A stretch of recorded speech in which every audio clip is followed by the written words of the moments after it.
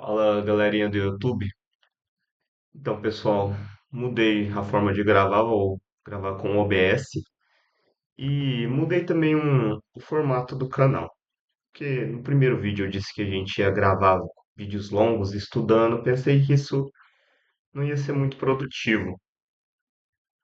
Então, para esse primeiro vídeo, gente,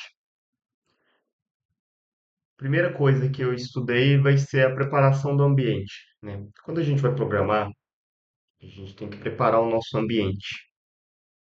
E Bom, basicamente a gente vai programar em JavaScript e em Python, né? Que eu tinha falado, focar mais no JavaScript. E para preparar o nosso ambiente, a gente precisa de duas coisas. A gente precisa de um navegador, pode ser qualquer navegador, né, para programar em JavaScript, da sua preferência, mas eu vou utilizar o Opera que eu já uso e o Chrome. E a gente precisa de um editor de texto. Dá para programar até usando o bloco de notas.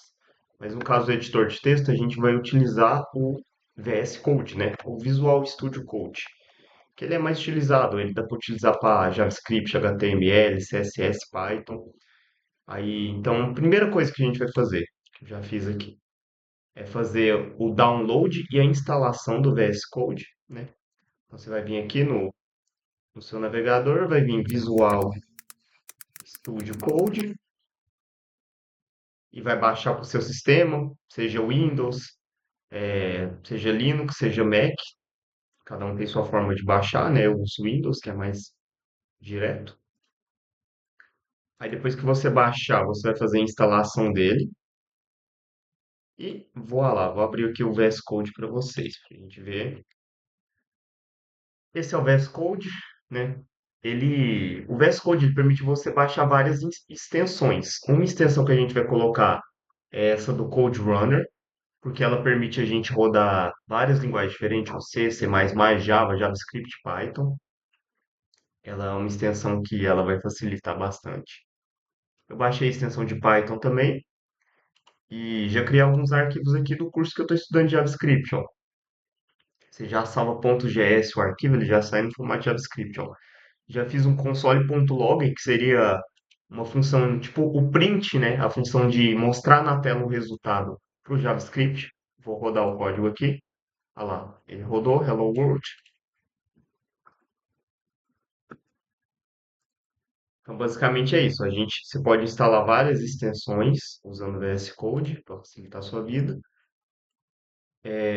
Sempre crie uma pasta, né, para salvar, para organizar seus arquivos.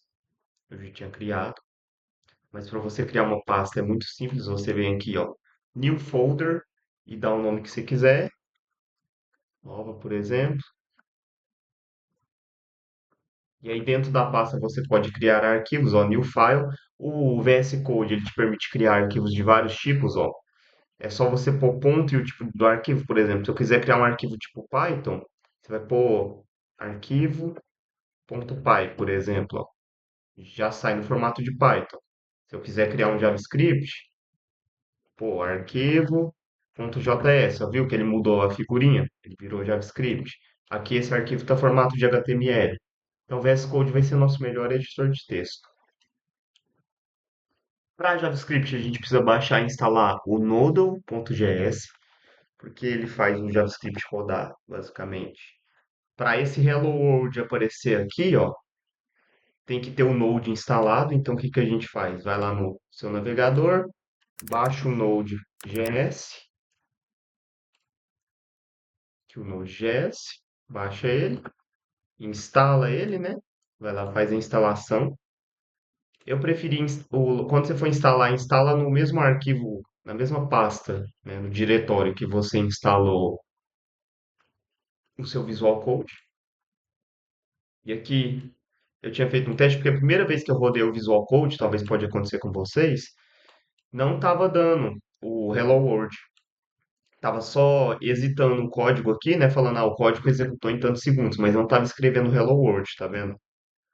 Aí eu tive que salvar o arquivo. Sempre salve o arquivo antes de rodar. Porque aí depois que você salva o arquivo e roda novamente, né? Você clica no Run aqui do VS Code, que seria esse botãozinho de play aqui, para executar o arquivo. Aí, se o arquivo não estiver salvo, ele não roda. Bom, a gente tem que entender a diferença entre back-end e front-end. Back-end nada mais é que o servidor. É o que roda com o nosso jogo de GS. É aquela parte invisível para o usuário, né? Ela é responsável por regras de negócio, banco de dados, segurança, comunicação com o front-end. Exemplos: cadastro de usuários, login, salvar os dados, processar pagamentos. As tecnologias que a gente usa é o Node, o Python, Java, banco de dados, etc. Né? Para nós aqui, o servidor seria o Node. E o front-end, que é o navegador, é a parte que o usuário ele interage, né? Parte visível do site, aplicação, exemplos, botões, as cores, o menu, o formulário. Para vocês terem noção, eu tinha solicitado para o GPT fazer um site para mim que representa uma calculadora. É esse aqui, é o meu primeiro site. Aí eu só tive que jogar no bloco de notas para ficar HTML e depois você consegue rodar. Aqui, ó, meu primeiro site é um site que simples que ele abre uma calculadora e faz conta. Desculpa. Quando você vem no navegador, você vem inspecionar elemento, esse aqui é o código que foi usado, HTML, combinando aspectos de HTML e Java, que foi usado para criar o site. Essa parte aqui, que a gente não vê inicialmente, é o que a gente chama de back-end.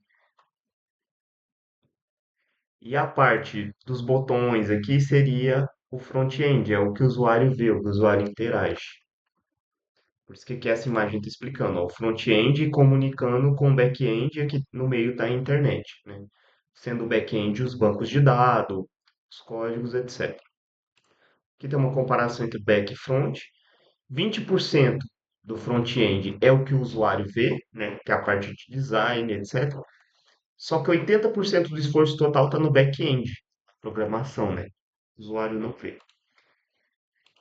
E galerinha, eu estou fazendo um curso aqui que eu já fiz uma sessão dele, é um curso específico de JavaScript, eu estou acompanhando por videoaulas e fazendo também. Mais para frente eu vou começar a estudar por livros, além do que eu estava usando só o livro de Python, eu vou usar aquele livro da Loiane. E essa sessão basicamente foi ensinando a configurar o ambiente, né? Ele ensina tanto para Windows quanto para Linux. Eu não uso Linux, né? Só uso Windows, então para instalar para o Windows é basicamente isso que eu expliquei para vocês. Aquele lembrete de sempre salvar os arquivos antes de executar. E já vi como que funciona a estrutura do curso, como funcionam as perguntas e respostas. E vai ter uma mini sessão explicando basicamente o que é HTML e CSS. Preferi manter as estruturas dos vídeos do canal assim, por enquanto. Depois eu vou resolvendo exercício e vou trazer aqui os insights das resoluções dos exercícios, né? E qualquer dúvida, vocês podem colocar aí no canal que eu vou estar respondendo vocês.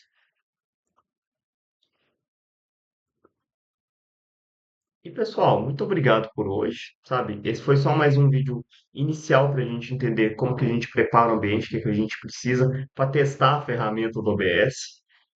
E posteriormente vou estar trazendo conteúdo denso de verdade para vocês. Se alguém teve alguma dificuldade para instalar o VS Code, para instalar o Node, já pode deixar aí nos comentários que eu vou auxiliando.